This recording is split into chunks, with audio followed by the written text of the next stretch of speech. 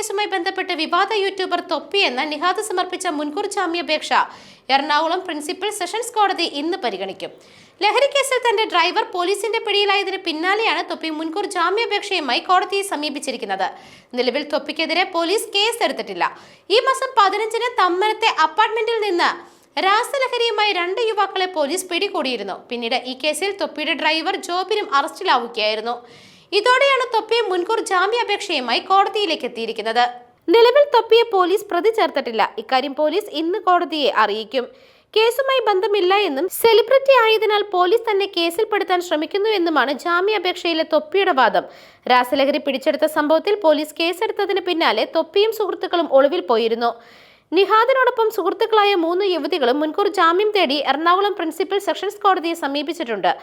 November 28-നാണ് നിഷാദിന്റെ തമ്മനത്തെ താമസ സ്ഥലത്ത് നിന്ന് ന്യൂ ജനറേഷൻ രാസലഹരിയായ MDMA പിടികൂടിയത്. ഇതിന് പിന്നാലെ നിഷാദിനെതിരെ പാലാരിവട്ടം പോലീസ് കേസ് രജിസ്റ്റർ ചെയ്യുകയായിരുന്നു. News desk മെഗ്നവിഷൻ.